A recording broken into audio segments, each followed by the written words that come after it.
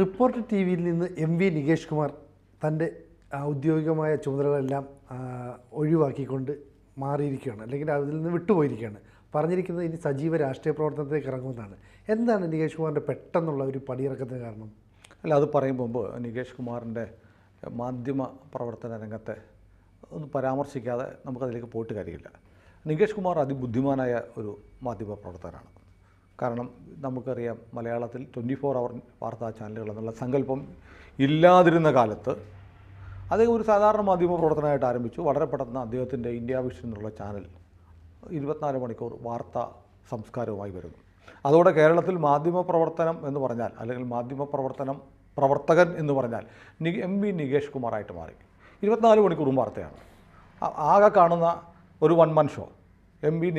നികേഷ് കുമാറാണ് കേരളത്തിലെ മാധ്യമ മേഖലയുടെ പ്രതിനിധി എന്ന തരത്തിലേക്ക് വല്ലാത്തൊരു ബൂസ്റ്റും ഹൈപ്പും കിട്ടി. അദ്ദേഹം അതനുസരിച്ച് അദ്ദേഹം കോപ്പപ്പ് ചെയ്യുകയും വളരുകയൊക്കെ ചെയ്തു. അദ്ദേഹത്തിൻ്റെ വളർച്ച നമ്മൾ നോക്കി നിൽക്കുക റോക്കറ്റ് പോലെ കയറിപ്പോയ ആളാണ്. ഇപ്പോൾ അദ്ദേഹം അതിനുശേഷം ഇന്ത്യ വിഷൻ്റെ അവസ്ഥ അറിയാം. ഇന്ത്യ വിഷൻ വളരെ സാമ്പത്തികമായ വലിയ പ്രതിസന്ധിയിൽ പോയി. അദ്ദേഹം വ്യക്തിപരമായും വലിയ പ്രതിസന്ധിയിലേക്ക് വന്നു. പിന്നീട് അദ്ദേഹം ആരംഭിക്കുന്ന റിപ്പോർട്ടർ ചാനൽ അദ്ദേഹത്തിൻ്റെ സ്വന്തം സംരംഭമായിരുന്നു. അതിൻ്റെ പേരിൽ ഒരുപാട് വിവാദങ്ങൾ, ഒരുപാട് പേരിൽ നിന്ന് പണം വാങ്ങിയ പൈസ തിരിച്ചു കൊടുക്കാത്തതൊക്കെ ആയിട്ട് ബന്ധപ്പെട്ട് പല പരാതികളും നമ്മുടെ അടുത്തുമൊക്കെ ചില ആളുകൾ ഈ പരാതികളൊക്കെ ആയിട്ട് വന്നിട്ടുണ്ട്. നമ്മളൊന്നും പ്രോത്സാഹിപ്പിച്ചിട്ടില്ല. കാരണം എനിക്കറിയാം, പനമ്പള്ളിയിൽ താമസിച്ചിരുന്ന ഒരു സ്ത്രീ ഉൾപ്പെടെ എന്നെ കാണാൻ വന്നിട്ടുണ്ട്. അദ്ദേഹത്തിൻ്റെ ഭർത്താവ് ഒരു വലിയ പൊസിഷനിലിരിക്കുന്ന ആളാണ്. അതിന് വാർത്ത കൊടുക്കണം. ഞാൻ കൗമുദിയിലായിരുന്ന സമയത്ത് നമുക്കത് കൊടുക്കാൻ നിവർത്തിയില്ല എന്ന് പറഞ്ഞ്, അത് മാനേജ്മെൻറ്റ് താല്പര്യമൊന്നുമല്ല, ഒരു മാധ്യമ പ്രവർത്തകൻ എന്ന നിലയിൽ മറ്റൊരു മാധ്യമ പ്രവർത്തകനെതിരെയുള്ളൊരു വാർത്ത വരുമ്പോഴത്തേക്ക് കൊടുക്കാതിരിക്കാൻ ഒരു കമ്മ്യൂണിറ്റിയുടെ, ഒരു ഫെറ്റർണിറ്റിയുടെ ഭാഗമായിട്ട് നമ്മൾ എടുക്കുന്ന നിലപാടുണ്ട്. അങ്ങനെ ഇത് നികേഷിന് അറിയൊന്നുമില്ല കേട്ടോ. നികേഷിന് എന്നെ അറിയാം എന്ന് ഞാൻ കരുതുന്നു. എന്നെ അറിയാം അദ്ദേഹം ചിലരോട് എന്നെക്കുറിച്ച് പറഞ്ഞിട്ടുള്ളത് എനിക്കറിയാം. എനിക്ക് അദ്ദേഹത്തെ അറിയാം. പക്ഷെ ഞങ്ങൾ തമ്മിൽ കണ്ട് സംസാരിച്ചിട്ടുണ്ടോ എന്ന് ഞാൻ ഓർക്കുന്നില്ല. പരസ്പരം പേര് കൊണ്ടറിയാം. കാരണം മാധ്യമരംഗത്ത് കുറേ ബൈലൈനും ഒക്കെ ആയിട്ട് കുറേയേറെ കാലം 2-3 പതിറ്റാണ്ട് മാധ്യമരംഗത്തുണ്ടായിരുന്ന ആളാണ് ഞാൻ. അതുകൊണ്ട് സ്വാഭാവികമായും ഇതെല്ലാം നോക്കുന്ന ഒരു മാധ്യമ പ്രവർത്തകൻ, ദൃശ്യമാധ്യമ പ്രവർത്തകൻ എന്നെയും അറിയാം. അപ്പോൾ ഞാൻ അദ്ദേഹത്തിൻ്റെ ഈ വളർച്ച കണ്ടുകൊണ്ടിരിക്കുകയാണ്. പക്ഷേ റിപ്പോർട്ടർ ടി വി തുടങ്ങിയതിന് ശേഷം അതൊരിക്കലും ഒരു ബ്രേക്ക് ഇവനായിട്ട് മാറിയിരുന്നില്ല. റിപ്പോർട്ടർ പല ചാനലുകളിൽ പോലും, പല കേബിൾ നെറ്റ്വർക്കുകളിൽ പോലും റിപ്പോർട്ടർ ഇല്ലാതിരുന്നൊരു കാലമുണ്ട്.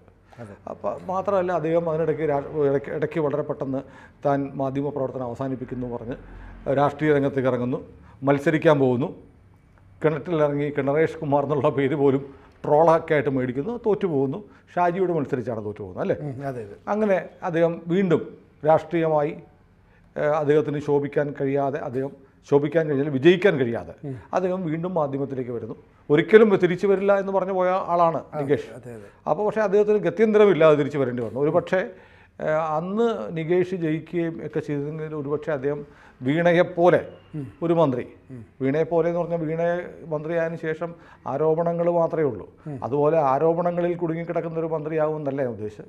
ഒരു മാധ്യമരംഗത്തു നിന്നുള്ളൊരു മന്ത്രിയായിട്ട് വരും. അത് പക്ഷേ വീണയുടെ, നികേഷിൻ്റെ ഈ രാഷ്ട്രീയ പ്രവേശനത്തിന് ശേഷം നമ്മുടെ നാട്ടിലെ പല മാധ്യമ പ്രവർത്തകർക്കും, വിശേഷിയ ദൃശ്യമാധ്യമ രംഗത്തുള്ള പലർക്കും ഇലക്ഷന് മത്സരിക്കണം എന്നുള്ള പൂതിയൊക്കെ വന്ന ഒരു കാലമുണ്ട്.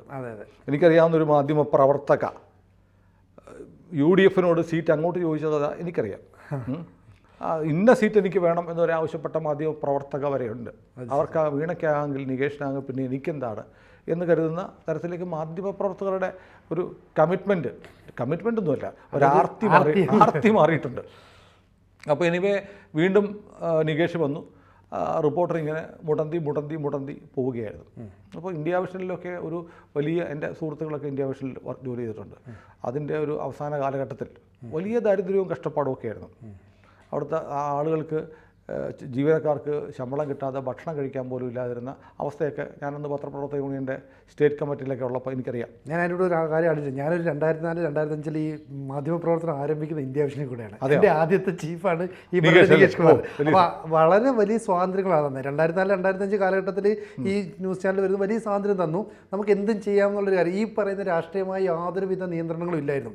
പിന്നീട് വേറൊരു മാധ്യമ സ്ഥാപനം ഒരു വലിയ ചാനൽ തുടങ്ങിയപ്പോൾ ഞങ്ങളെല്ലാം അങ്ങോട്ടേക്ക് പോയി. അതിനുശേഷമാണ് ഞാൻ ഈ പറയുന്ന ഇപ്പം നികേഷ് സാറ് കുറച്ച് വിട്ടുവീഴ്ചകളൊക്കെ മാറിയതെന്ന് എനിക്ക് തോന്നുന്നു. പിന്നെ ഞാൻ ദൂരെ നിന്നേ കണ്ടിട്ടുള്ളൂ, അടുത്ത് എനിക്ക് അവിടെ ഒരുപാട് സുഹൃത്തുക്കളുണ്ട്. അവിടെ ബഷീർ ആണേലും നമ്മുടെ രജീഷ് റഹ്മാൻ, ഇപ്പോൾ നമ്മുടെ 24-ലുള്ള വിജയകുമാർ, ഇവരൊക്കെ ആ കാലത്ത് ചിലരൊക്കെ നമ്മുടെ സമകാലികരാണ്, ഒരേ സമയത്ത് മാധ്യമ പ്രവർത്തനം ആരംഭിച്ചവരും ഒക്കെയാണ്.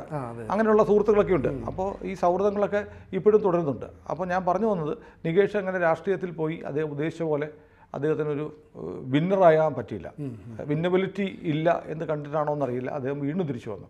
അപ്പോൾ തന്നെ അതിനകത്തൊരു ചെറിയ പ്രശ്നം ഉണ്ടായിരുന്നു. കാരണം CPM, കേരളത്തിലെ CPMൻ്റെ ഏറ്റവും വലിയ കൊടിയടയാളമായിരുന്നു MP രാഘവൻ. അപ്പോൾ ഞാൻ ഈ ഹൈക്കോടതി റിപ്പോർട്ടറായിരിക്കുന്ന കാലത്ത് അദ്ദേഹത്തിൻ്റെ പാപ്പിനിശ്ശേരിയിലെ പാമ്പ് വളർത്തൽ കേന്ദ്രത്തിനെതിരെ നടന്നിട്ടുള്ള അക്രമങ്ങൾ, അതിനെയൊക്കെ തീവച്ച് കൊന്നതൊക്കെ ഉൾപ്പെടെ റിപ്പോർട്ട് ചെയ്തിട്ടുണ്ട്. അന്നൊക്കെ ഞാനും ഒരു CPM അനുഭാവിയായിരുന്നു തോന്നുന്നു. മാധ്യമപ്രവർത്തകരിൽ ഭൂരിപക്ഷവും CPM വെറുതെ ഒരു വിശ്വാസമുണ്ടല്ലോ, എല്ലാ CPM ഒക്കെ ശരിയാണെന്ന് കരുതുന്ന ഒരു കാലത്ത് ഒരു പക്ഷേ CPMന് ഇങ്ങനെ കിരാതമായി പ്രവർത്തിക്കാൻ കഴിയുമോ എന്ന് ഞെട്ടി തിരിച്ചറിഞ്ഞ ഒരു മാധ്യമ പ്രവർത്തകൻ എന്നിലുണ്ട്. കാരണം ആ മിണ്ടാപ്രാണികളായ ജീവികളൊക്കെ തീവച്ച് കൊന്നു എന്നൊക്കെ പറയുമ്പോൾ ഇത് അത്ര രാക്ഷസീയമായ ഒരു പാർട്ടിയാണ്, പ്രസ്ഥാനമാണെന്നുള്ള തിരിച്ചറിവൊക്കെ അന്ന് ആരംഭിക്കുകയാണ്. അപ്പോൾ സ്വാഭാവികമാണ്. കാരണം ചില പ്രായത്തിൽ കൗമാരത്തിൽ പ്രണയവും വിപ്ലവവും തോന്നാത്ത ചെറുപ്പക്കാരില്ല എന്ന് പറയുന്ന പോലെയുള്ള അനുഭവങ്ങൾ കേരളത്തിലെ ഒരുമാതിരിപ്പെട്ട എല്ലാ മാധ്യമ പ്രവർത്തകർക്കും ഉണ്ട്. അപ്പോൾ തിരിച്ചറിവുകൾ തുടങ്ങുന്നത് അങ്ങനെയാണ്. പക്ഷേ അത്തരം തിരിച്ചറിവുകളും ഓർമ്മകളും ഒന്നും നികേഷ് കുമാറിന് ഉണ്ടായില്ല. അദ്ദേഹത്തിൻ്റെ പിതാവിനെ എത്രമാത്രം ദ്രോഹിച്ച, അപമാനിച്ച, അദ്ദേഹത്തിൻ്റെ സ്ഥാപനങ്ങൾ പിടിച്ചെടുത്തുകൊണ്ട് പോയ ഒരു പ്രസ്ഥാനത്തോട് ആരാധന മൂത്ത് കിണറ്റിലിറങ്ങാൻ വരെ തയ്യാറാവുന്നൊരു നികേഷിനെ കണ്ടപ്പോൾ സത്യത്തിൽ വല്ലാത്തൊരു വിഷമോ പുച്ഛം എന്നൊക്കെ പറഞ്ഞിട്ട് കാര്യമില്ല. അദ്ദേഹത്തിൻ്റെ തീരുമാനമാണ്. മാധ്യമപ്രവർത്തനത്തിലേക്ക് ഇനി ഇല്ല എന്ന് പറഞ്ഞു. അതെ, ഓരോരുത്തർക്കും വ്യക്തിപരമായി തീരുമാനങ്ങൾ എടുക്കാണ്. അതിന് നമ്മൾ അവമതിയോ പുച്ഛമോ എന്ന് പറഞ്ഞിട്ട് കാര്യമൊന്നുമില്ല. അത് അദ്ദേഹത്തിൻ്റെ തീരുമാനമാണ്. അച്ഛനോട് അങ്ങനെ ചെയ്തു വന്നുകൊണ്ട് ഞാൻ അങ്ങനെ ആവണോ എന്നുള്ളത് ഡിപ്പെൻസ്. പക്ഷേ എനിക്കാണെങ്കിൽ കഴിയില്ല, സിനുവിനും ചിലപ്പോൾ കഴിയില്ലായിരിക്കും. പക്ഷേ അദ്ദേഹം പ്രാക്ടിക്കലി തീരുമാനിച്ചു. അതാണ് കറക്റ്റ്, പ്രായോഗികമായ തീരുമാനം നികേഷ് എടുത്തു എന്നുള്ളതാണ്. നികേഷ് ഇപ്പോൾ ഒരു പ്രാക്ടിക്കൽ മാനാണ് എന്ന് നികേഷ് തെളിയിച്ചു. അതിനുശേഷം ഈ റിപ്പോർട്ടർ വരുന്നു. അതിനകത്ത് ഈ മുട്ടൽ വരം മുറിയായിട്ട് ബന്ധപ്പെട്ട ആൻഡോ സഹോദരങ്ങളുടെ അഗസ്റ്റിൻ സഹോദരങ്ങളുടെ കയ്യിലേക്ക് ഇത് വരുന്നു. വളരെ പെട്ടെന്നാണ്. നോക്കുമ്പോൾ ഒരു മാംഗോ മൊബൈൽ എന്നൊക്കെ പറഞ്ഞിട്ട് അത് വലിയ തട്ടിപ്പായിരുന്നു, വലിയ പരസ്യങ്ങളൊക്കെ വരുന്നു. ആ സമയത്ത് ഒരു ഘട്ടത്തിൽ ഞാനന്ന് കേരളമോദിയുടെ കൊച്ചി യൂണിറ്റ് ചീഫാണ്. ഈ മാംഗോ മൊബൈലിൻ്റെയൊക്കെ പരസ്യം നമുക്ക് കിട്ടായിരുന്നപ്പോൾ അതുമായി ബന്ധപ്പെട്ട് ഇവരോട് സംസാരിക്കാൻ, ഇവരെ കാണാനായിട്ടുള്ള ഒരു നീക്കമൊക്കെ അന്ന് നമ്മൾ നടത്തിയിട്ടുണ്ട്. പിന്നീട് അത് നമ്മുടെ മറ്റൊരു സഹപ്രവർത്തകന്, അവരുമായി ബന്ധമുള്ള ഒരു സഹപ്രവർത്തകൻ വഴി അത് കേരളമോദിയിലേക്ക് നമുക്കും വന്നിട്ടുണ്ട്. അതുകൊണ്ട് ജാക്കറ്റ് പരസ്യമൊക്കെ നമുക്കും വന്നിട്ടുണ്ട്. അത് അവരുമായിട്ട് ഓൾറെഡി അടുപ്പം ഉണ്ടായിരുന്ന ഒരാൾ ഉണ്ടായിരുന്നതുകൊണ്ട് അദ്ദേഹത്തെ ഏൽപ്പിച്ച് ചെയ്യുക, അല്ലെങ്കിൽ ഞാൻ ഇവരൊക്കെ പോയി കാണുമായിരുന്നു. ഏതായാലും അവരുടെ വക്കിലേക്ക് വരുന്നു. അവർ ഒരേ സമയത്ത് റിപ്പോർട്ടർ TV ഏറ്റെടുക്കുന്നു. എറണാകുളത്തെ പ്രശസ്തമായ തിരുവനന്തപുരത്ത് ഉള്ള ഈ കൗമുദി ഫാമിലിയൊക്കെ ആയിട്ട് ബന്ധമുള്ള ഒരു ഗ്രൂപ്പിൻ്റെ ഹോട്ടലായിരുന്ന ഹോളിഡേ ഇൻ ഉൾപ്പെടെയുള്ള ഹോട്ടലൊക്കെ വന്നു. വമ്പിച്ച കുറേ ഏറ്റെടുക്കലുകളാണ് ഈ മരംമുറി ആരോപണമല്ല, കേസാണ് എന്ന് പറയണ്ട. ഇറ്റ്സ് എ ഫാക്ട്, ഒരു ഒഫൻസാണ്, FIR ഇട്ടിരിക്കുന്ന കേസാണ്. അവർ ഈ സ്ഥാപനമായിട്ട് വരുന്നു. അവർ കേസിൽ പ്രതിയാണെന്നുകൊണ്ട് അവർക്ക് പുതിയ ഇൻവെസ്റ്റ്മെൻറ്റുകളോ സംരംഭങ്ങളോ തുടങ്ങാൻ പറ്റില്ല എന്നുമല്ല പറയുന്നത്. അതൊക്കെ കേസ് വരും പോവും, കേസ് ലീഗലി ശരി തെറ്റ് കോടതി തീരുമാനിക്കും, അത് അതിൻ്റെ വഴിക്ക് പോകും. അപ്പോൾ അവർ ഈ സ്ഥാപനം ഏറ്റെടുക്കുന്നു. അപ്പോൾ അതുവരെ ചീഫ് എഡിറ്റർ ആയിരുന്നു നികേഷ്, അല്ലേ? അതെ. പക്ഷേ ഞാൻ നോക്കുന്നത് ഈ അടുത്ത ദിവസങ്ങളിൽ, കഴിഞ്ഞ ദിവസം ആൻഡോയും നികേഷും കൂടെ ഈ യാത്ര പറയലിൻ്റെ ഭാഗമായി നടത്തിയൊരു ഇൻ്റർവ്യൂ ഉണ്ടായി. ആ ഇൻ്റർവ്യൂ കണ്ടപ്പോൾ ഈ അനിൽ ഐരൂർ എന്ന് പറയുന്ന ഒരാളാണ് ഈ മീറ്റ് ദ എഡിറ്റേഴ്സ് എന്നുള്ള പരിപാടി കൺസീവ് ചെയ്തതെന്ന് നികേഷ് പറയുന്നത്. അപ്പം ഞാനിങ്ങനെ ആലോചിക്കുകയാണ്, നികേഷ് മാധ്യമരംഗത്തെ ഏറ്റവും പ്രായോഗികവാദിയും ഏറ്റവും വലിയ ബുദ്ധിമാനുമായ മനുഷ്യൻ എത്ര സമർത്ഥമായാണ് കബളിപ്പിക്കപ്പെട്ടത് എന്നൊരു വിചാരം എൻ്റെ ഉള്ളിലേക്ക് വന്നു.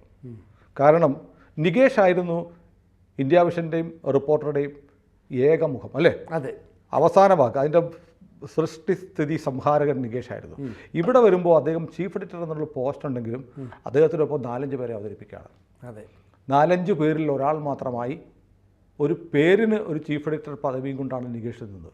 അദ്ദേഹത്തെ ഈ ഷോയൊക്കെ ഇപ്പോൾ നികേഷ പറയുന്നുണ്ട്, അത് നമുക്കൊക്കെ രാഷ്ട്രീയമുണ്ട്, ആ രാഷ്ട്രീയം നമ്മൾ പരസ്യമായിട്ട് പറഞ്ഞാൽ അത് പ്രേക്ഷകരൊക്കെ കണ്ടു. പക്ഷേ നികേഷിനെ വളരെ വല്ലാതെ അറ്റാക്ക് ചെയ്യുന്ന ഒരുപാട് എപ്പിസോഡുകൾ വന്നു. അദ്ദേഹത്തിൻ്റെ മാധ്യമ രംഗത്തുള്ള അദ്ദേഹത്തിൻ്റെ മുഖംമൂടികൾ എക്സാക്ട്ലി ഞാൻ അവയുടെ ഊന്നി പറയുകയാണ്. നികേഷ് കുമാർ നികേഷ് കുമാറിൻ്റെ സ്വതന്ത്ര മാധ്യമ പ്രവർത്തകൻ എന്നുള്ള പരിവേഷം പിച്ചി ചിന്തപ്പെട്ടു. നികേഷ് കൂടുതൽ ഒരു അന്തം കമ്മി ആണെന്ന എസ്റ്റാബ്ലിഷ് ചെയ്യപ്പെട്ടത് ഈ പരിപാടിയിലൂടെയാണ്. ഒന്നതാണ്. രണ്ടാമത് നികേഷ് കുമാർ ചീഫ് എഡിറ്റർ ആണെങ്കിൽ ഇയാൾ പലരിൽ ഒരാൾ മാത്രമാണ് ഇദ്ദേഹം എന്ന് സ്ഥാപിച്ചെടുക്കാൻ കഴിഞ്ഞു. അതൊക്കെ അദ്ദേഹം അനിൽ അയിരൂറിന് അതിന് ക്രെഡിറ്റ് കൊടുക്കുമ്പോൾ അതൊരു ട്രാപ്പായിരുന്നു എന്ന് ഞാൻ കരുതുന്നതാണ്. നികേഷ് ഇല്ലാതെയും റിപ്പോർട്ടർ ചാനൽ നടക്കും. നികേഷ് പലരിൽ ഒരാൾ മാത്രമാണ്. നികേഷ് ഒരു അനിവാര്യ ഘടകമല്ല എന്നൊക്കെ സൂചിപ്പിക്കാൻ ഈ ഷോ സഹായിച്ചിട്ടുണ്ടോ എന്ന് സംശയിക്കുന്ന ഒരാളാണ് ഞാൻ.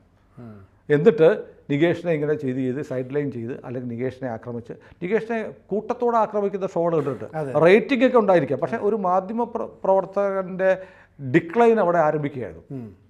അല്ല പിന്നെ എന്നെ തെറി വിളിച്ചാലും എൻ്റെ തന്തയ്ക്ക് വിളിച്ചാലും എനിക്ക് അഭിമാനമാണെന്ന് പറയുന്ന ആളാണ്, കുഴപ്പമൊന്നുമില്ല. ഒരു കാര്യം ഞാൻ ചോദിച്ചോട്ടെ, ഇപ്പോൾ ഈ ഇങ്ങനെ ഒരു ഷോ നടത്തുമ്പോൾ ഒരുപക്ഷെ ഈ റിപ്പോർട്ടർ TV ഏറ്റെടുക്കാൻ പോകുന്ന ഈ സഹോദരങ്ങളുണ്ടല്ലോ, ഇവർ ഒരുപക്ഷെ ഒരു ഡിമാൻഡ് മുന്നോട്ട് വെച്ചുകൂടെ, ഒരു വർഷം ഞങ്ങളുടെ കൂടെ നിൽക്കണം, ഈ സാധനം ഞങ്ങൾ ഏറ്റെടുക്കാം, അപ്പോൾ ഞങ്ങൾ ഇത്ര രൂപ തരും. ചിലടത്തൊക്കെ ഇപ്പോൾ മറുനാടൻ മലയാളി ഷാജൻ ഒരു ഷോ ചെയ്തിരുന്നു, അതിനകത്ത് പറയുന്നത് 10 കോടി രൂപയാണ് കൊടുത്തതെന്ന് പറഞ്ഞു. നമുക്കറിയില്ല, ഷാജൻ്റെ തമ്പനയിൽ പോലും അതിനകത്തുണ്ട്. ഞാൻ ആ ഷോ കണ്ടിട്ടില്ല, അതിൻ്റെ തമ്പിൽ കണ്ടു 10 കോടി വാങ്ങുന്നത്. അറിയില്ല, ആയിരിക്കാം, ശരിയായിരിക്കാം, ശരിയല്ലായിരിക്കാം. ഏതായാലും ഷാജൻ പറയുന്നത് ഞാൻ മുഖവില എടുക്കുന്നു. ഷാജൻ അങ്ങനെ കള്ളം പറയുന്ന മാധ്യമ പ്രവർത്തനമൊന്നുമല്ല. ഷാജൻ മറുനാടൻ മലയാളി എന്നുള്ള ചാനൽ പ്രശംസനീയമായ രീതിയിൽ അദ്ദേഹം കൊണ്ടുവന്നിട്ട് ഏതായാലും അങ്ങനെയും കേൾക്കുന്നു. അദ്ദേഹത്തിന് കൊടുത്ത് 1 വർഷം നിൽക്കണം, 1 വർഷം കൊണ്ട് നികേഷിൻ്റെ ഒരു ബ്രാൻഡ് നെയിം ഉപയോഗിക്കുക. പക്ഷേ ബ്രാൻഡ് നെയിം ഉപയോഗിച്ചതോടൊപ്പം തന്നെ ആ ബ്രാൻഡ് നെയിമിനെ വല്ലാതെ ഈ ചാനലിലൂടെ ഡിമോളിഷ് ചെയ്തിട്ടുണ്ടോ എന്നൊരു സംശയം എനിക്കുണ്ട്. ഇകഴ്ത്തിയിട്ടുണ്ടോ? ഇകഴ്ത്താൻ വേണ്ടിയുള്ള മാനേജ്മെൻറ്റിൻ്റെ ഒരു തന്ത്രം അനിൽ അയിരൂർ കൺസീവ് ചെയ്ത ഈ പ്രോഗ്രാം ഒരു പക്ഷേ ആൻഡോയും ഈ അഗസ്റ്റിൻ ബ്രദേഴ്സിൻ്റെ ഒരു ശൃഗാല ബുദ്ധി എന്ന് പറഞ്ഞാൽ ഒന്നാന്തര ബുദ്ധിയാണ്. ഒരു 2 ചാനലിൻ്റെ മുഖമായിരുന്ന, കേരളത്തിലെ ദൃശ്യമാധ്യമ രംഗത്തെ മുഖമായിരുന്ന ഒരാളെ തകർത്ത് തരിപ്പണമാക്കി ഈ ഇപ്പോൾ ആളുകളൊക്കെ പറയുന്നത് വെറും അന്തം കമ്മി എന്നാണ് പറയുന്നത്. ആ ലെവലിലേക്ക് എല്ലാ രാഷ്ട്രീയവും, എനിക്കും സിനുവിനും എല്ലാവർക്കും രാഷ്ട്രീയമുണ്ട്. പക്ഷേ ഒരാളെ ബ്രാൻഡ് ചെയ്ത് നിലംപരിശാക്കി അവസാനം പുറത്തേക്ക് വിടുന്നൊരവസ്ഥയിലേക്ക് എത്തിച്ചിട്ടുണ്ടോ ഈ റിപ്പോർട്ടർ TVയിലെ നികേഷിൻ്റെ 3ാം മാധ്യമ ജീവിതകാലം? ഞാൻ 1 ഇന്ത്യ വിഷൻ, 2 നികേഷിൻ്റെ മാത്രം റിപ്പോർട്ടർ, പിന്നീട് ഈ ടീമിൻ്റെ ഗ്രൂപ്പിൻ്റെ റിപ്പോർട്ടർ. അതാണ് 3ാം മാധ്യമ ജന്മത്ത് ഞാൻ പറയുന്നത്. എൻ്റെ ഒരു വിലയിരുത്തൽ, ഒരു സഹജീവി എന്ന നിലയിൽ ഞാൻ അദ്ദേഹത്തെ വിലയിരുത്തുന്നത്, അദ്ദേഹം അഭിമാനകരമായ അടയാളങ്ങൾ അവശേഷിപ്പിച്ചിട്ടല്ല പോകുന്നത്. അദ്ദേഹത്തെ സംബന്ധിച്ച് അദ്ദേഹത്തിൻ്റെ ഇമേജിന് വല്ലാതെ മുറിവേറ്റിട്ടുണ്ട്, കോട്ടം തട്ടിയിട്ടുണ്ട്. അങ്ങനെ നികേഷ് പടിയിറങ്ങുകയാണ്. അതാണ് എൻ്റെ വിലയിരുത്തൽ. തെറ്റായിരിക്കാം, ശരിയായിരിക്കാം, പക്ഷേ ഇത് എൻ്റെ വ്യക്തിപരമായ വിലയിരുത്തലാണ്. എനിക്ക് അങ്ങനെ കാണാനേ കഴിയൂ. കാരണം നമ്മൾ ഒരു വല്ലാത്ത അഭിമാനകരമായ ഒരു പടിയിറക്കമായി എനിക്ക് തോന്നുന്നില്ല. ഒരു സർവാദരണീയനായ അവസാന വാക്കായിരുന്ന ഒരാൾ വലിച്ചു കീറപ്പെട്ട് ഒരു പോസ്റ്റ്മോർട്ടം ടേബിളിൽ കിടക്കുന്നത് പോലെ പലതവണ കിടന്നിട്ട് വല്ലാതെ ഇറങ്ങിപ്പോകുന്ന ഒരു കാഴ്ചയുണ്ട്. അപ്പോൾ അതവിടെ നിൽക്കട്ടെ. രണ്ടാമത്തെ കാര്യം, നികേഷ് ഇപ്പോൾ CPM എന്ന് പറഞ്ഞാൽ CPMൻ്റെ ഒരു ലൈനുണ്ട്. മറ്റ് രാഷ്ട്രീയ പാർട്ടികളിൽ പ്രവർത്തിക്കുന്ന ആളുകൾ സ്വന്തം പാർട്ടിയിലേക്ക് വന്നാൽ ഏത് ഘടകത്തിലാണോ അവർ മുമ്പ് പ്രവർത്തിച്ചത്, സ്റ്റേറ്റ് കമ്മിറ്റിയിൽ ഉണ്ടായിരുന്ന ഒരാളാണെങ്കിൽ സ്റ്റേറ്റ് കമ്മിറ്റി, ഇപ്പോൾ കമ്മ്യൂണിസ്റ്റ് പാർട്ടി ഓഫ് ഇന്ത്യ CPIയുടെ സ്റ്റേറ്റ് കമ്മിറ്റിയിൽ ഒരാളെ വന്നാൽ വേണമെങ്കിൽ അയാളെ സ്റ്റേറ്റ് കമ്മിറ്റിയിൽ ഉൾപ്പെടുത്താം. അതേ ഘടകത്തിൽ ഉൾപ്പെടുത്താം. തുല്യമായ പാർട്ടികളായിരിക്കണം. അല്ലാതെ ഇവിടുത്തെ മറ്റേ ലാലു പ്രസാദ് അല്ല രാംവിലാസ് പാസ്വാൻ്റെ LJPയുടെ ആൾ വന്നാൽ സംസ്ഥാന കമ്മിറ്റിയിൽ ഉൾപ്പെടുത്തത്തില്ല. അങ്ങനെയൊക്കെ ഒരു വ്യവസ്ഥയുണ്ട്. ഉചിതമായ ഘടകത്തിൽ സ്വീകരിക്കുക എന്നുള്ള ഒരു രീതി മാർക്സിസ്റ്റ് പാർട്ടി സ്വീകരിക്കാറുണ്ട്. ചിലപ്പോൾ ഇപ്പോൾ KP അനിൽകുമാറിനെ കോഴിക്കോട് അദ്ദേഹത്തിന് അവിടെ എന്തോ COTൻ്റെ മറ്റേ ചാർജ് കൊടുത്തു, ഒരു കോർപ്പറേഷനും കൊടുത്തു, അങ്ങനെയൊക്കെ കൊടുത്തിട്ടുണ്ട്, അക്കോമഡേറ്റ് ചെയ്യുന്നുണ്ട്. പക്ഷേ ഇവിടെ പാർട്ടിയുടെ പ്രാഥമിക അംഗത്വം, പാർട്ടി ലെവി അടയ്ക്കുന്ന ആളായിരിക്കണം ഒരുപക്ഷെ നികേഷ്. അത് വേണമെന്നില്ല. ഇപ്പം പാർട്ടി വന്നാൽ പിറ്റേ ദിവസം ഇപ്പോൾ വീണ എന്ത് പാർട്ടി മെമ്പറായിട്ടാണ് ചിഹ്നം കൊടുത്ത് മത്സരിപ്പിച്ചത് അല്ലേ? അപ്പോൾ പാർട്ടി ആദ്യം ഗ്രൂപ്പിൽ ചേർന്ന് ഗ്രൂപ്പിൽ 1-2 വർഷം പ്രവർത്തിച്ച് കഴിഞ്ഞ് കാൻഡിഡേറ്റ് ആയി മിനിമം 1 വർഷമൊക്കെ കഴിഞ്ഞിട്ട് പാർട്ടി മെമ്പറാവുന്ന കാലമൊക്കെ കഴിഞ്ഞു പോയി. CPIക്കാണെങ്കിൽ ഗ്രൂപ്പില്ല, നേരിട്ട് കാൻഡിഡേറ്റ് മെമ്പർ പിന്നെ പാർട്ടി മെമ്പറാണ്. CPIM-നാണ് ഈ 3 ഘടകങ്ങളുള്ളത്. അങ്ങനെയൊക്കെയാണോ നികേഷ് ഇതിലേക്ക് വരുന്നത്? ഗ്രൂപ്പിൽ വരുന്ന മെമ്പറെ വിലയിരുത്തി കഴിഞ്ഞ് അയാൾ പ്രൊമോട്ട് ചെയ്യുന്നതാണ് കാൻഡിഡേറ്റ് മെമ്പർ, അവിടെ നിന്നുള്ള പ്രവർത്തനം വിലയിരുത്തി ഫുൾ മെമ്പറാക്കുന്നു എന്നൊക്കെ പറയുന്ന പോലെ. ഇപ്പോൾ നികേഷിൻ്റെ കോൺട്രിബ്യൂഷൻ വിലയിരുത്താം. കാരണം ഈ ചാനലിരുന്ന് സ്വന്തം പാർട്ടിയെക്കുറിച്ച് ഇത്രയും അവദാനങ്ങൾ പാടിയ ഒരു മാധ്യമ പ്രവർത്തനം വേറെ ഉണ്ടാവില്ല. സ്വന്തം ചാനലോ ഏത് ചാനലോ ആവട്ടെ. കരക്കാരുടെ ഇന്ത്യ വിഷൻ അദ്ദേഹത്തിൻ്റെ സ്വന്തം ചാനലല്ല, മുനീറിൻ്റെ ചാനലായിരുന്നു. അതെ, അവിടെ ഇരുന്ന് ഇങ്ങനെ വാഴ്ത്തിപ്പാടി CPM വേണ്ടി ഏറ്റവും വലിയ പ്രചാരകനായിട്ട് കേരളത്തിൽ നിന്ന് നികേഷ് കുമാറാണ്. അദ്ദേഹത്തിൻ്റെ രാഷ്ട്രീയ പക്ഷപാതിത്വം, അതായത് ഈ ഒരു ചോദ്യം ഞാൻ ഓർക്കുന്നു. നികേഷിനെ പോലെയുള്ളൊരു മാധ്യമ പ്രവർത്തകനെ അവമതി ഉണ്ടാക്കുന്നൊരു ചോദ്യം. ഈ പ്രധാനമന്ത്രിയുടെ മറ്റേ ഉജ്ജ്വല യോജനയില്ലേ, ഗ്യാസ് കൊടുക്കുന്നത്, നികേഷ് ഒരു ചോദ്യം ചോദിക്കുകയാണ് ചാനലിരുന്നിട്ട്, ഉജ്ജ്വല യോജന പ്രകാരം ഗ്യാസ് കിട്ടിയ ഒരൊറ്റയാളെ കാണിച്ചു തരാമോ? എത്ര ഫൂളിഷായ ചോദ്യമാണ്, അപമാനകരമായ ചോദ്യമാണ്. കാരണം അദ്ദേഹത്തിന് അറിഞ്ഞുകൂടായിരിക്കും. അപ്പം മാധ്യമ രംഗത്തിരുന്ന് പച്ചക്കള്ളം ഒരു ഉളുപ്പുമില്ലാതെ നിരന്തരം പറയാൻ മടി കാണിക്കാതിരുന്ന ഒരു ജേർണലിസ്റ്റാണ്. എന്തിനു വേണ്ടി? സ്വന്തം പാർട്ടിക്ക് വേണ്ടി. നമ്മളൊക്കെ ഞാൻ പറഞ്ഞില്ലേ, പലതവണ പറഞ്ഞു നമുക്കും രാഷ്ട്രീയമുണ്ട് എന്ന് പറഞ്ഞ് ഉജ്ജ്വല യോജന പ്രകാരം കേരളത്തിൽ കൊടുത്ത ഒരാളെ കാണിച്ചു തരാമോ എന്ന് ചോദിക്കുന്നുണ്ടെങ്കിൽ നികേഷ് ഒരു നെറികെട്ട അന്തംകമ്പി നിലവാരത്തിലേക്ക് താഴ്ന്നു പോയിട്ടുണ്ടാവണം ഒന്ന്. അല്ലെങ്കിൽ അദ്ദേഹത്തിലെ മാധ്യമ പ്രവർത്തകർ മരിച്ചു പോയിട്ടുണ്ടാവണം. കാരണം ഒരു ചോദ്യം ചോദിക്കും മുമ്പ് അതിന് ഹോംവർക്ക് ചെയ്ത് അതിൻ്റെ ഡാറ്റ എടുത്ത് അത് ക്രോസ് ചെക്ക് ചെയ്ത് വെരിഫൈ ചെയ്യാതെ നമ്മളാരും പറയത്തില്ല. അപ്പോൾ ഒന്നെങ്കിൽ അദ്ദേഹത്തിലെ മാധ്യമ പ്രവർത്തകനും മരിച്ചുപോയി, അല്ലെങ്കിൽ ഒരു പോരാളി ഷാജിയുടെ നിലവാരത്തിലേക്ക് നികേഷ് കുമാർ മാറിയിട്ടുണ്ട് റിപ്പോർട്ടർ TV-യിൽ നിന്ന് നമ്മളെല്ലാം കണ്ടു. അദ്ദേഹത്തിൻ്റെ ക്രെഡിബിലിറ്റി അദ്ദേഹം കളഞ്ഞു. CPM അനുഭാവി ആയിക്കട്ടെ. അപ്പോൾ വീണ മന്ത്രിയായില്ലേ, വീണ CPM അനുഭാവി ആയതുകൊണ്ടായിരിക്കാൻ പോയത്. പക്ഷേ വീണ ഒരിക്കലും സ്വന്തം ക്രെഡിബിലിറ്റി കളഞ്ഞിട്ട് ഇങ്ങനെയൊന്നും ചോദിച്ചിട്ടില്ല.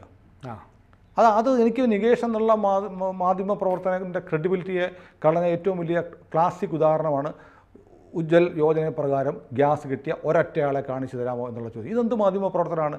ആർക്ക് പിന്തുടരാവുന്ന മാതൃകയാക്കാവുന്ന മാധ്യമ പ്രവർത്തനമാണ് നികേഷ് നടത്തിയത്? ഒന്നുമല്ല. നികേഷ് മാധ്യമ പ്രവർത്തനം എന്ന പേരിൽ നടത്തിയിരിക്കുന്നത് ഒന്നാന്തരം കങ്കാണിപ്പണിയാണ്. CPM വേണ്ടി വെള്ളം കോരുകയും വിറക് വെട്ടുകയും ചെയ്തുകൊണ്ടിരിക്കുന്ന ആളുകൊണ്ടായിരിക്കണം ഘടകമില്ലാതിരുന്നിട്ടും നികേഷിന് ഇപ്പോൾ ജില്ലാ കമ്മിറ്റി കിട്ടി. വലിയ പാടാണ്. മനുവിൻ്റെ ഒരു ഒഴിവും കൂടെ ഉണ്ട്. അപ്പോൾ ക്ഷണിതാവായിട്ടാണെങ്കിലും കണ്ണൂർ ജില്ല, കേരളത്തിലെ ഏത് കമ്മിറ്റിയിൽ വരുന്നതിനേക്കാളും ക്രെഡിറ്റാണ് കണ്ണൂർ ജില്ലാ കമ്മിറ്റിയിൽ വരുന്നത്. കണ്ണൂർ ജില്ലാ കമ്മിറ്റിയിലേക്ക് നൂല് കെട്ടി നികേഷിനെ ഇറക്കിയത് ഇവിടെ ഇരുന്ന് പച്ചക്കള്ളം പറഞ്ഞ് ജനങ്ങളെ മുഴുവൻ കബളിപ്പിച്ച് CPM വേണ്ടി കങ്കാണിപ്പണി ചെയ്തതിൻ്റെ സമ്മാനമാണ്. അല്ലെങ്കിൽ അച്ഛനെ ദ്രോഹിച്ചവരെ നമ്മളാരും പോകില്ല. അത് ഞാൻ നേരത്തെ പറഞ്ഞു, അദ്ദേഹത്തിൻ്റെ വ്യക്തിപരമായ ചോയ്സാണ്. പക്ഷേ CPM വേണ്ടി ഇക്കാലം അത്രയും നടത്തിയ വീട്ടുപണിയുടെ പ്രതിഫലമാണ് ഇപ്പോഴത്തെ ജില്ലാ കമ്മിറ്റി പ്രവേശം. അത് എന്തിനു ഇപ്പോൾ ചെയ്തെന്ന് ചോദിച്ചാൽ, ഒരുപക്ഷെ അദ്ദേഹത്തിൻ്റെ ഒരു വർഷത്തെ കാലാവധി, ഒരു വർഷം ഇവർ ടേക്ക് ഓവർ ചെയ്തിട്ടുള്ള ഒരു വർഷം കഴിഞ്ഞിരിക്കാം. രണ്ടാമതൊരു രാഷ്ട്രീയ കാലാവസ്ഥയോടെ ഞാൻ കാണുന്നുണ്ട്. ഇപ്പോൾ പാലക്കാട് തെരഞ്ഞെടുപ്പ് വരാൻ പോവുക, ഷാഫി പറമ്പലിൻ്റെ ഒഴിവ് വരുന്നു. അവിടെ CPM ജയിച്ചല്ലേ പറ്റൂ, അത്രേ ഉള്ളൂ. ഇപ്പോൾ നികേഷ് ആഗ്രഹിക്കുന്നുണ്ടാവാം, ഇപ്പോൾ പോയാൽ എനിക്ക് അവിടെ ചിലപ്പോൾ ഒരു സീറ്റ് കിട്ടിയേക്കും.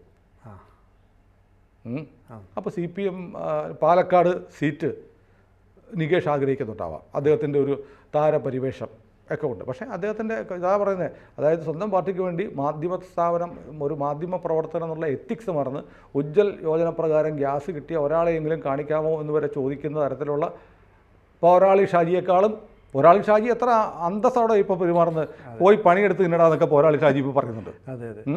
അപ്പോൾ അങ്ങനെയൊക്കെ ഉള്ള നികേഷാണ് ഇപ്പോൾ പാലക്കാടിന് വേണ്ടി ആയിരിക്കാം.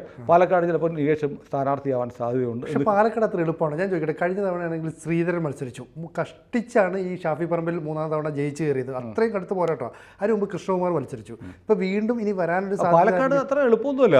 BJPക്ക് ഭയങ്കര ഒരു ഇൻവോൾവ്മെന്റ് ഉള്ള സ്ഥലമാണ്. പക്ഷേ വേറെ കാര്യമുണ്ട്, ഒന്ന് മത്സരിച്ച് തോറ്റാലും 2 വർഷം കഴിഞ്ഞുള്ള തെരഞ്ഞെടുപ്പിൽ അടുത്ത ക്ലെയിം ആവുമല്ലോ.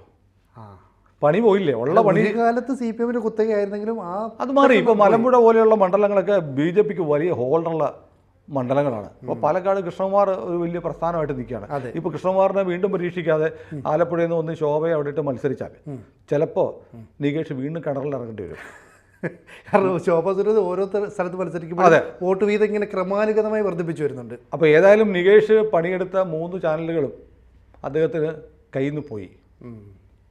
ഇനി CPM ആണ് ബാക്കിയുള്ളത്. CPM ഒന്ന് കയ്യിൽ നിന്ന് പോയി. അദ്ദേഹം വീണ്ടും CPM-ലേക്ക് വരികയാണ്. അന്ന് ജയിക്കാൻ അനുകൂലമായ സീറ്റായിരുന്നു. ആയിരുന്നു. അപ്പോൾ നികേഷ് എന്ന് പറയുന്ന മാധ്യമ പ്രവർത്തകനെ എക്സ്പോസ് ചെയ്ത് നികേഷിൻ്റെ യഥാർത്ഥ മുഖം കഴിഞ്ഞ ഒരു വർഷക്കാലം കൊണ്ട് അദ്ദേഹത്തിൻ്റെ കൂടെ ഇരുന്ന് അദ്ദേഹത്തിൻ്റെ ചാനൽ തന്നെ അദ്ദേഹത്തെ തുറന്ന് കാണിച്ചിട്ടുണ്ട്. അതുകൊണ്ട് ഞാൻ വീണ്ടും ഉജ്ജ്വൽ യോജനയെക്കുറിച്ച് പറയും.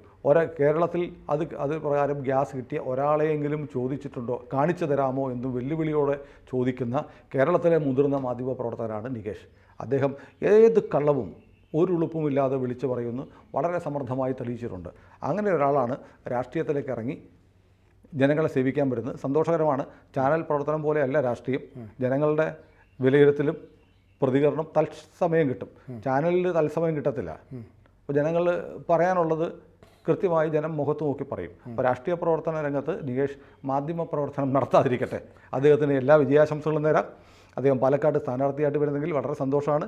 നമ്മുടെ മാധ്യമരംഗത്തു നിന്ന് ഒരാൾ കൂടി മാധ്യമ രാഷ്ട്രീയ രംഗത്തേക്ക് വരുന്നു. കേരളത്തിൽ അദ്ദേഹം മന്ത്രിയാവട്ടെ, ജനപ്രതിനിധിയാവട്ടെ. നാളെ അദ്ദേഹം വളരെ ചെറുപ്പമാണ്. ഒരുപക്ഷെ നാളെ കേരളത്തിൻ്റെ മുഖ്യമന്ത്രി വരെ ആവട്ടെ എന്ന് നമുക്ക് ആശംസിക്കാം. കൂടുതൽ വാർത്തകളും വിശേഷങ്ങളും നിങ്ങളിലേക്ക് എത്താൻ ABC മലയാളം സബ്സ്ക്രൈബ് ചെയ്യുക, ബെൽ ബട്ടണും അമർത്തുക.